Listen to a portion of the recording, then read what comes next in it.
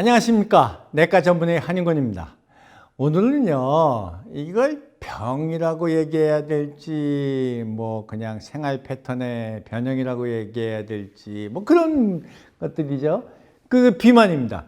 제가요, 예전에 봤던 기사였는데요. 그게 무엇이 있었냐면, 미국에서 있었던 일입니다. 어느 살이 좀 찌신 여자분이 어느 회사에 취직을 했어요. 취직 시험을 보러 갔습니다. 근데 취직 시험을 봤는데 떨어졌어요.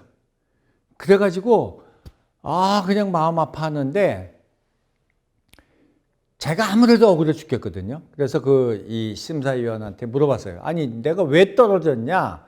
그랬더니 이 사람이 뭐라고 답을 해줬냐면 너 몸 하나도 네가 관리를 제대로 못하면서 어떻게 우리 회사에 와서 들어와서 일을 해가지고 일을 관리를 열심히 하겠느냐.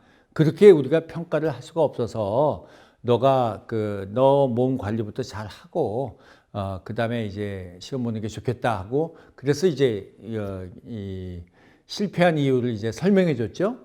근데 얼마 안 있어서 신문에 아주 크게 난 보도가 뭐였냐면 아주 네이처라고 하는 그런 아주 굉장히 높은 과학 잡지에 비만은 유전자 때문이다 이렇게 나온 거예요.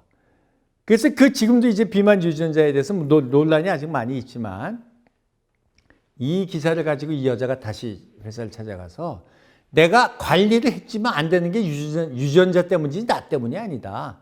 뚱뚱하게 왜 나 때문이냐? 이거는 내 책임이 아니기 때문에 당신들이 나를 불합격시킨 이유를 다시 이제 회복해라. 원상복귀해라. 다시 시험을 보는지 해라. 그래갖고 재판을 걸었어요. 재판을 걸어가지고 이겼습니다. 그래갖고 그 여자가 다시 회사에 복귀된 게 있었어요. 이제 이거는 뭐냐 하면 비만이라고 하는 그것을 만드는 원인이 여러 가지가 있는 거예요. 물론 총체적으로는 내가 먹은 칼로리가 내가 쓴 칼로리보다 더 많아서 내 몸 안에 남은 칼로리가 다 지방으로 변해가지고 뚱뚱해지는 것을 우리가 비만이라고 얘기하죠. 그런데 이 원인은 내가 많이 먹는 게 이게 내 식탐 때문에 그런 것인가? 운동을 많이 했는데도 안 빠지는 칼로리가 이게 내 몸의 어떤 이 정상적인 상태인가? 나는 그런 체질이 아닌가? 이런 것들이 많이 이제 되어 있는 거거든요. 정말 우리 아기 때만 가지고 있는 그런 이 사이무스, 흉선에만 있는 이 thermal fat, 하여튼 이런 여러 가지 것들이 있는데요. 이런 것들은 또 유전자에 의해서 이제 관여된다고 얘기되기 때문에 이건 유전자는 우리가 어떻게 할 수 없는 것인데, 오늘 그거를 포함해서 지금 비만에 대한 것을 우선 측정서부터 어떻게 할 것인지, 나중에 이제 제일 중요한 식단이 있죠. 이 식단에 요즘 최근에 변화된 것들이 있거든요. 그런 것을 소개하는 정도로 해서 오늘 비만을 좀 다루고자 합니다. 자, 그러면 이제부터 다시 또 슬라이드를 보면서 좀 이제 가보도록 하겠습니다. 자, 우선 첫 슬라이드 볼게요. 그러면 내가 지금 현재 비만인가 아닌가를 어떻게 할 수 있는가? 요즘은 이상 체중이라는 것이 있어가지고 킬로그램으로 이제 대개하죠. 대개 어떻게 제일 먼저 하냐 하면 자기 키에서 100을 뺍니다. 그러면은 만약 내가 170이라 그러면은 100을 빼니까 70이죠. 거기다 0.9를 곱하면 97이 63. 내가 63kg가 표준 체중이고 그 표준 체중에서 한 10% 넘어가면 비만으로 한다. 이런 것도 있고 기준은 여러 가지가 많이 있어요. 근데 가장 중요하고 정확한 기준은 내가 비만이지 않으려면 우선 첫 번째 체질량 지수를 가지고 계산해야 됩니다. 이 체질량 지수는 계산이 그렇게 어렵지는 않아요. 자기 키가 있죠. 170, 아까 170으로 예를 들어보죠. 그럼 그걸 메타로 고치면 얼마입니까? 1.7 메타. 그거를 제곱을 합니다. 1.7 곱하기 1.7 하면 이건 계산기가 답을 해줄 거예요. 그거를 분모에 놓습니다. 분모에 놓고 분자에 뭐를 넣냐면 자기 현재 몸무게를 킬로그램으로 하는 겁니다. 그래서 그게 만약 한 70kg다 그럼 70kg 나누기 1.7 곱하기 1.7. 그래서 1.7의 제곱분의 70. 이렇게 계산을 하게 되면은요. 어디가 정상이냐 하면은 노란색에 지금 이 화면에 보시는 것 중에 제일 밑에 회색이 있고 노란색이 있고 회색이 있고 노란색이 있고 그다음에 연두색이 있고 빨간색이 있죠. 그래서 회색은 저체중이고요. 노란색이 이게 정상입니다. 이 체질량 지수를 계산했을 때 예를 들어서 18.5부터 23까지가 정상입니다. 그러니까 요 계산해가지고 여기 있으면은 비만 아니라고 생각하시면 되고요. 23부터 25까지가 과체중입니다. 요 파란색으로, 연두색으로 나와 있죠. 그 다음에 25부터 30까지가 비만이라고 하는 질병 상태라고까지 얘기할 수 있는 비만이 얘기하는 거고요. 30 이상은 고도 비만으로 많은 위험성을 가지고 있는 그러한 상태가 되겠습니다. 자, 여러분은 어디에 해당됩니까? 저는 지금 어디에 해당되냐 하면 합니다. 넘어가겠습니다. 그 다음 슬라이드 보면 자, 우리 이게 몸무게가 무조건 많이 나간다 그래서 비만은 아니라는 걸 알 수 있죠. 왜냐하면 우리가 근육이 많은 사람은 체중이 많이 나가도 절대 비만이 아니죠. 제일 중요한 것은 어떤 것이냐면 내 몸속에 체지방이 얼마나 많은가. 그래서 이 체지방을 제가 여기 지금 그 우측에 있는 그 화면에 보이는 그 노란색 이게 체지방 1kg이거든요.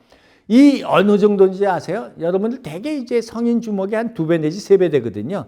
요렇게 되는 그게 이제 체지방인데 요거 1kg이요. 몇 칼로리가 되는지 아세요? 7,700kcal가 되는 겁니다. 그러니까 이 1kg만 빼면 이 체지방이 만약 1kg만 빠진다 그러면 7,700칼로리가 없어져야 되는데 쉽게 한번 얘기한다 그러면 어떡할까요? 한 끼에 보통 우리가 하루에 어른들이 남자가 한 2,300kcal 먹고 여자가 한 1,800kcal 정도 먹는데 만약 그냥 2,300kcal면 한 3일 아무것도 안 먹고 칼로리 들어가는 거 아무것도 안 먹고 그냥 굶고 한 4일 정도 되는 때가 되면 1kcal의 지방이 빠질 수 있습니다. 물론 이게 이제 속도에 따라서 근육이 같이 빠지는 경우가 있기 때문에 이런 건 안 좋거든요. 케토산 혈증이 생길 수 있기 때문에 그래서 이제 같이 빠져야 되는데 하여튼 그 지방만 빠지는 걸로 계산하면은 그 정도 완전히 패스팅이 돼야 됩니다. 굶어야 됩니다. 그게 얼마나 힘듭니까? 1kg 빼는 게. 그래서 이 체중 1kg의 그 에너지를 빼기 위해서는 우리가 많은 여러 가지 지혜가 필요합니다. 그것을 제가 조금 좀 도와드리도록 하겠습니다. 자, 다음에 우리가 보아야 될 것은 이 그 체지방이 빠지는데 중요한 역할을 하는 호르몬이 2개가 있습니다. 하나는 인슐린이고 하나는 글루카곤입니다. 예전에는요, 여러분들 그 영양사님들하고 같이 의논하게 되면 비만을 뺀다든지 하면 내가 지금 몇 칼로리를 먹어야 될까? 그러면 그 칼로리에 해당하는 음식을 딱 만들어 가지고 쟁반에 받쳐주고 자, 이거 계산된 칼로리니까 요것만 드세요 하고 그냥 가버리시는데 그거는 이제 기존 가지고 있었던 영양 상식이었죠. 근데 이제는 그게 중요한 것이 아니고요. 이것을 먹었을 때 내 몸 안에서 어떤 영향을 미치는가를 살펴봐야 됩니다. 그래서 우리가 이전에는 이런 밖에 있는 음식을 몇 칼로리인가 계산했을 때에는 g당 칼로리가 제일 적은 것을 많이 먹게끔 했어요. 그래서 탄수화물이 g당 칼로리가 4칼로리밖에 안 되거든요. 그러니까 가장 칼로리가 낮은 탄수화물을 우리가 10으로 따진다면 8 정도, 80%를 먹으라고 권장을 했었고요. 그 다음에 단백질은요, 뭐 예를 들어서 g당 한 7칼로리 정도밖에 안 되는데 그게 이제 탄수화물보다 많으니까 아주 적은 1 정도만 먹어라. 그리고 지방은 더 많지 한 8칼로리 정도 되죠. 그러니까 그 8칼로리에 해당되는 지방을 더 적게 먹어라. 그래서 예전엔 g으로 따졌을 때 몇 대 몇이었냐면 탄수화물 대 단백질 대 지방의 비율이 8대 1대 1이었습니다. 그래서 이렇게 만들어줬는데 사실은 이게 지금 먹어보니까 우리가 지방을 먹게 되면 이제 여기에 대한 호르몬은 크게 나오지 않지만 탄수화물을 먹으면요 반드시 올라오는 게 뭐냐 하면 이게 혈당이 금방 높아지거든요. 그래서 그 혈당을 낮추기 위해서 몸 안에 췌장에서 인슐린이 확 나옵니다. 굉장히 빠르게 확 나옵니다. 그러면 이 인슐린의 작용은요 탄수화물을 먹게 되면 금방 올라가는데 혈당을 떨어뜨리는 데는 작용을 하죠. 그런데 또 하나의 문제는 뭐냐면요 우리가 먹었던 탄수화물은 저장할 곳이 먹군데 없어요. 몸 안에 저장할 곳이 없어요. 그래서 일부가 에너지를 금방 빨리 변화가 돼서 우리가 피곤할 때 설탕물 먹으면 금방 피로가 회복되는 것이 뭐냐면 에너지를 빨리 변화가 돼서 필요한 것을 공급해 주기 때문에 금방 피곤이 풀어질 수 있는 거거든요. 근데 그 남은 에너지, 사용이 되고 남은 에너지, 그 남은 이 탄수화물은요, 어디 갈 데가 없어요. 어디 저장이 되면 거기 들어갈 때 저장되지는 못해요. 그래서 이게 전부 인슐린의 작용에 의해서 지방으로 바뀝니다. 그래서 탄수화물을 먹었지만 몸 안에 지방이 생성되는 것은 이 인슐린 호르몬의 작용에 의해서 새로운 새로운 지방이 생기는 겁니다. 그래서 지방을 생성을 해주기도 하고 인슐린의 작용이 또 뭐가 있냐면요. 우리 몸이 막 쓰다 보면 에너지를 막 써요. 그러면 이제 탄수화물에서 오는 에너지 다 쓰고 계속 운동을 하게 되면 지방에서 에너지를 끌어와서 쓰게 되거든요. 그래서 지방을 분해하게 되는 거거든요. 근데 이 지방을 분해하는 거를 인슐린이 차단을 해버려요. 억제를 해버려요. 그래서 우리가 막 운동을 계속 하다 보면 에너지가 필요한데 그 에너지를 지방에서 오는 거를 여기가 블럭을 시키니까 어디서 가져오냐면 단백질에서 가져오게 됩니다. 그러면 이제 근육이 위축이 돼요. 그래서 이게 인슐린이 높은 상태에서는 이런 지방이 생성이 되고 지방 분해가 억제가 되고 그래서 나중에 단백질이 이 분해가 되는 그런 현상들이 오게 되는 것이 인슐린의 작용이거든요. 그래서 이제는 우리가 탄수화물을 많이 먹으면 이 인슐린 작용이 커지고 인슐린이 많아지니까 혈당이 높아지는 것보다 더 나쁠 수 있는 상황이 올 수 있겠다. 비만 입장에서 보면요. 그래서 이제는 탄수화물의 양을 확 줄이는 겁니다. 그래서 인슐린 작용을 적게 해주는 겁니다. 그래서 두 번째 또 필요한 이 호르몬이 뭐냐면 글루카곤이라는 겁니다. 글루카곤. 이 글루카곤은요, 우리가 고기를 먹으면 단백질을 먹으면 싹 올라갑니다. 또 인슐린이 올라가면 그 다음에 카운터파트로 글루카곤이 올라가게 됩니다. 그래서 단백질을 먹으면 이 분비가 자극이 되기 때문에 일시적인 혈당 상승이 있지만 이것은 인슐린과 정반대 작용을 합니다. 아까 인슐린은 지방을 생성한다 그랬잖아요. 이건 지방 생성을 억제합니다. 그러니까 탄수화물에서 지방으로 가는 그 작용을 블럭시키기 때문에 탄수화물에서 에너지를 그대로 가져오게끔 만들어주고요. 또 하나는 몸 안에 가지고 있는 지방에서 에너지로 바뀌는 그 지방 분해 작용, 이것을 자극해 줍니다. 그러니까 이 글루카곤이 올라가게 되면 몸 안에 있는 지방이 녹아버리게 됩니다.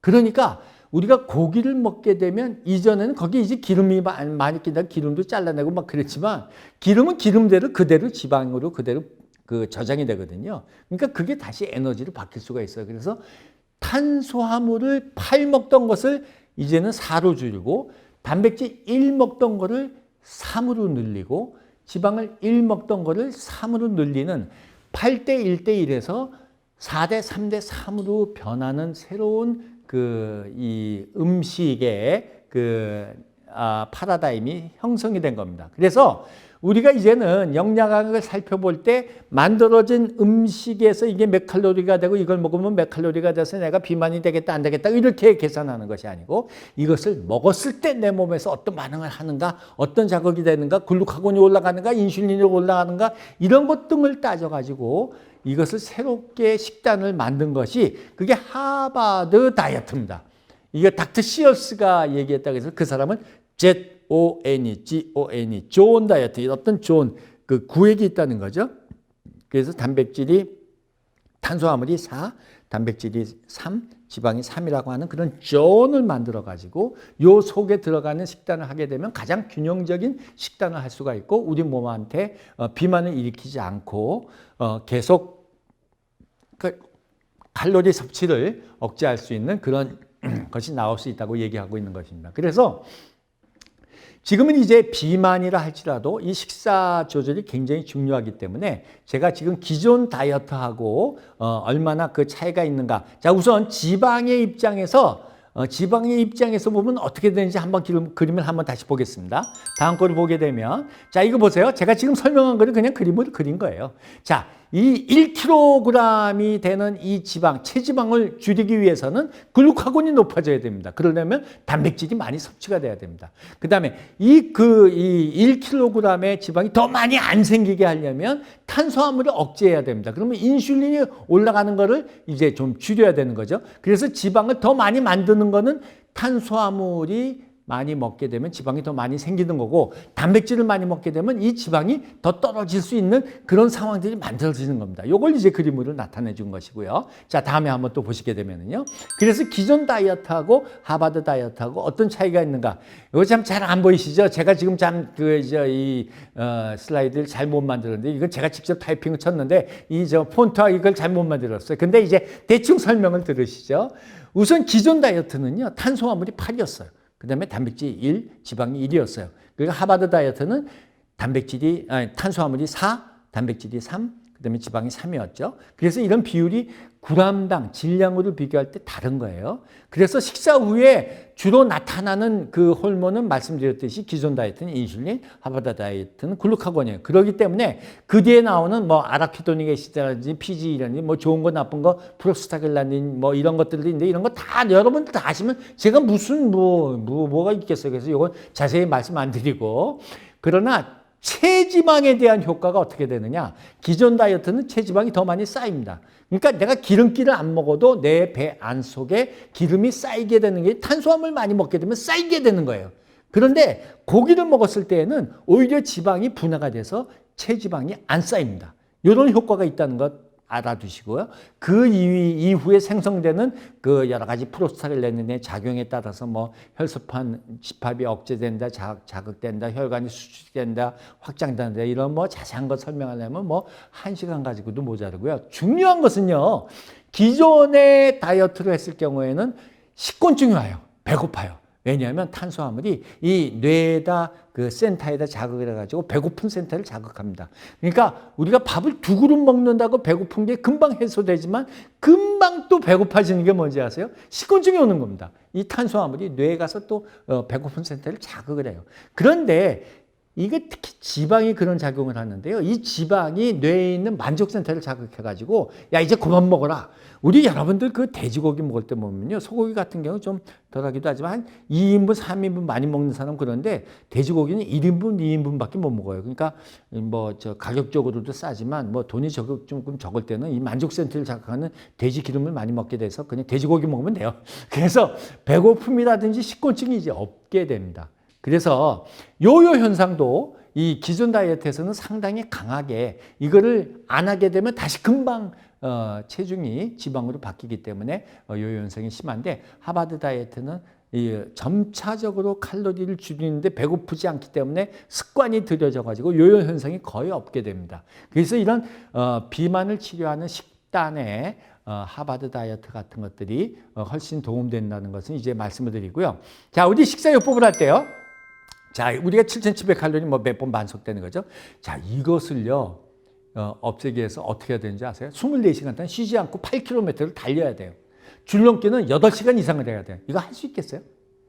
못합니다. 그래서 지금은요, 자, 그 다음 슬라이드 보면은요, 자, 이거를 평상시 내가 먹는 다이어트를 점차적으로 줄이는 거예요.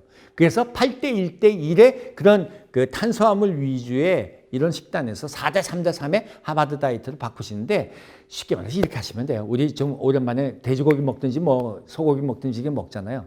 그 마지막에 또 우리 직원이 와서 친절하게 얘기하지. 마지막 식사 어떻게 하실래요? 그럴 때 안 먹어요 하고 딱 거절하면 돼요. 그 밥 한 그릇 안 먹으면 돼요. 근데 이게 탄수화물이 절대 없으면 또 안 돼요.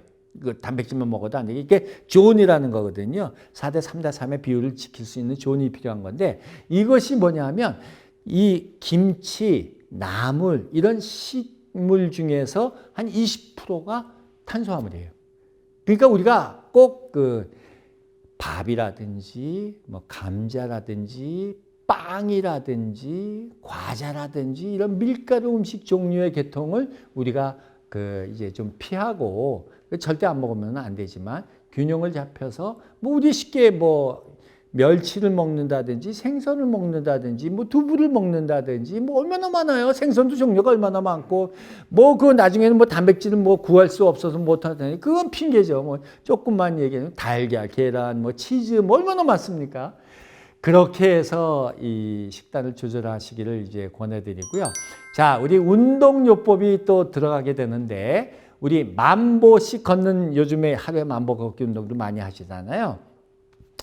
시간을 들여가지고 또 그거를 뭐 했느니 안 했느니 내가 10,000보 걸으면 다 모든 걸 해결하는 것처럼 하는 것 같지만 그게요. 똑같은 칼로리를 뭐 한 300-400칼로리도 잘 안 없어집니다. 그거 한다 그래서.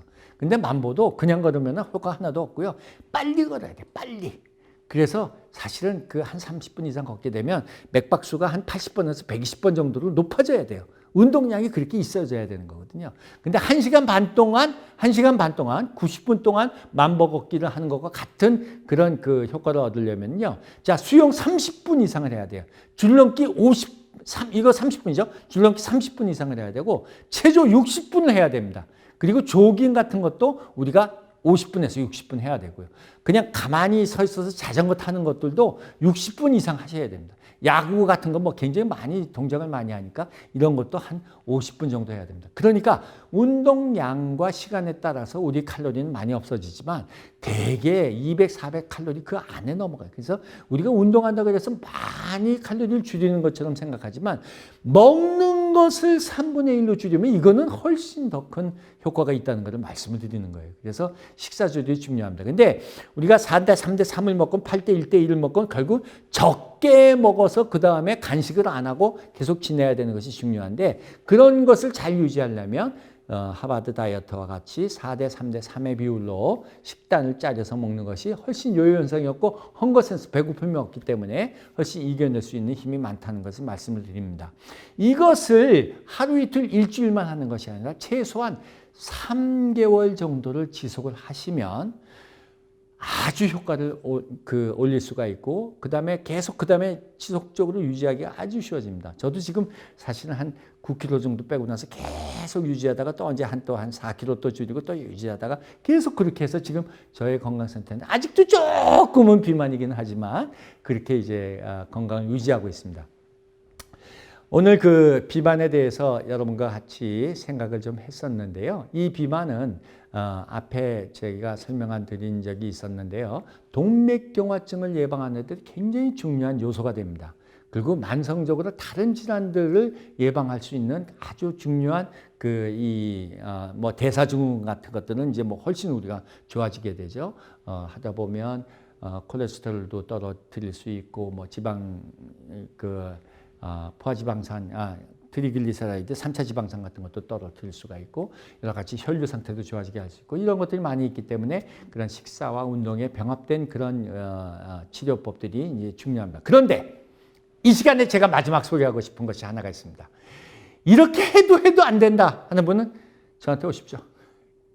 제가 같이 논의하고 상담을 해드리면서 요즘에는 그 배다 주사를 맞아서 3개월 주사를 하게 되면 자기 몸의 8% 정도까지는 충분하게 빠뜨릴 수 있는 그거는요. 이게 과학적인 데이터는 우리가 이제 부정할 수 없는데요. 3,000명 이상의 임상 데이터를 가지고 있는 치료 효과를 가진 주사요법이 있기 때문에 뭐 이미 조금 좀 돈이 들어갈 수가 있고 이미 그 다른 병원에서 많이 사용하고 있기도 하지만 이것도 잘 사용해야 되고 오랫동안 사용해야 되고 같이 의사하고 같이 의논하면서 해야 되는 것이기 때문에 이러한 그 주사요법도 여러분에게 지금 준비되어 있기 때문에 걱정하시지 마시고 비만을 잘 컨트롤하시기를 바라고 건강한 미래를 여러분들께서 설계하시기를 바랍니다. 감사합니다.